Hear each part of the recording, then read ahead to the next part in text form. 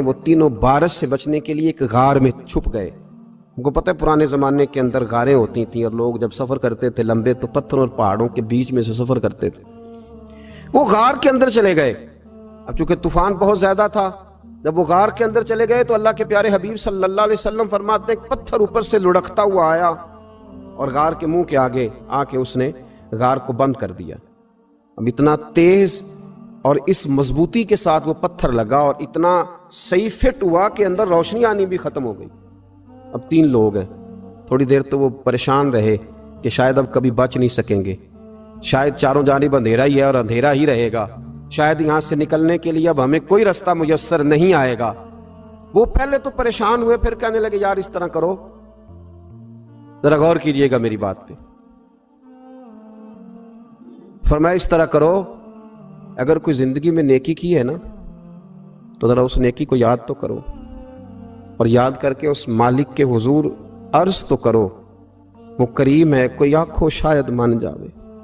تے گل کم تتڑی دا بن جاوے، عرض تو کرو ان میں سے۔ یہ آپ اندازہ فرمائیے، یہ بات بیان کون کر رہا ہے؟ یہ مدینے والے رسول بیان کر رہے ہیں، یہ نبی پاک علیہ السلام نے بیان فرمایا۔ یہ وہ کہانی ہے جو ہمیں ہمارے نبی پاک نے سنائی، رسول کریم علیہ السلام نے ہمیں بتلائی، یہ داستان محبت۔ حضور فرمانے لگے ایک نے ان میں سے ہاتھ اٹھائے اور اس نے انداز کیا چھیڑا، عرض کرنے لگا اللہ تو جانتا ہے نا میں نے بکریاں رکھی ہیں، میں غریب ہوں، مزدور ہوں، اور مالک تو یہ بھی جانتا ہے کہ میرے بچے بھی ہیں، بیوی بھی ہے، پر میں جب بھی گھر لوٹا ہوں تو دودھ میں نے بچوں اور بیوی کو پہلے نہیں دیا، بوڑھے ماں باپ کو پہلے دیا۔ اللہ میں نے ان کے ساتھ ہمیشہ کرم کے بازو کھول کر معاملہ کیا۔ وہ غار میں تنہا بیٹھے ہیں اور اپنے مالک کو منا رہے ہیں، تو مالک پھر رحم فرما، نہ اس مشکل سے آسانی عطا فرما۔ سنو سنو، رسول کریم صلی اللہ علیہ وسلم فرماتے ہیں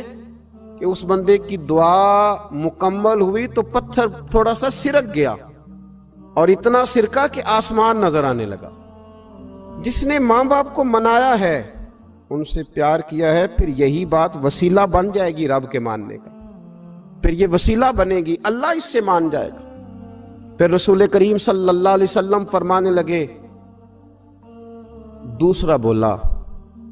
اور عرض کرنے لگا کہ اے اللہ تو جانتا ہے مجھے اپنے چچا کی بیٹی بھانے لگی تھی، میں اس کی طرف رغبت کرنے لگا تھا، اور میں نے جب اس سے جا کے ارادہ کیا کہ میں تیرا طالب ہوں تو اس نے مجھے کہا کہ پہلے 100 دینار لاؤ بانا، تو اللہ میں نے مشقت کر کے 100 دینار جمع کیے، اور جب میں پوری طرح اس پر حاوی ہو گیا، وہ میرے قبضے میں آ گئی اور گناہ کا میں نے ارادہ کر لیا، تو اس عورت کے منہ سے ایک جملہ نکلا کہ اللہ سے ڈر، اے مالک وہ میرے قبضے میں تھی، اے اللہ میں گناہ پر قادر تھا، میں چاہتا تو گناہ کر لیتا، لیکن جب اس نے تیرا نام لے کے کہا نا کہ اللہ سے ڈر، اللہ میں ڈر گیا، میں اسے چھوڑ کے آ گیا۔ اگر تجھے یہ بات پسند ہے تو پھر نکال دینا اس مشکل سے، پھر کر دینا کرم، اللہ میری بھی تو چڑھتی جوانی تھی نا، میں بھی تو سب کچھ کر سکتا تھا، پر تیرے لیے، تیری خاطر میں لذت گناہ سے باز رہا، تو اللہ تو رحمت فرما دے۔ حضور فرماتے ہیں اس کی دعا مکمل ہوئی تھی کہ پتھر تھوڑا اور سرک گیا۔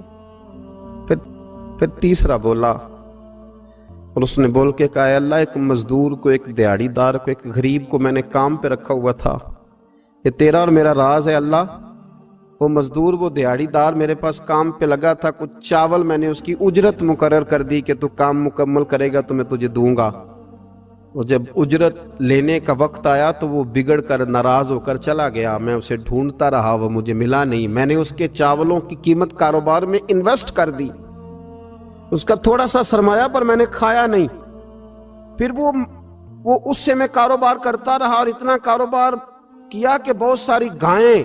اور ان کے چرواہے تیار ہو گئے، وہ سالوں کے بعد لوٹا، میں نے اس غریب کا مال کھایا نہیں بلکہ بڑھایا، محفوظ کر کے رکھا، وہ سالوں کے بعد لوٹا اور کہنے لگا میرا مال، تو میں نے کہا وہ ساری گائیں تیری ہیں،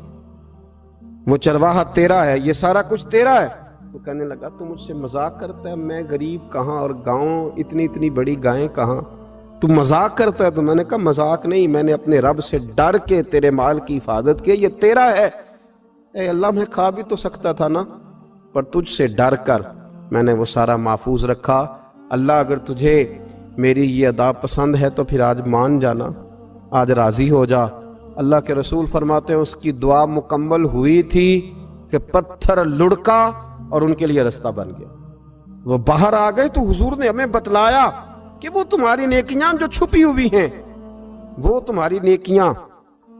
جو تم نے خالص اللہ کی رضا کے لیے کی ہیں،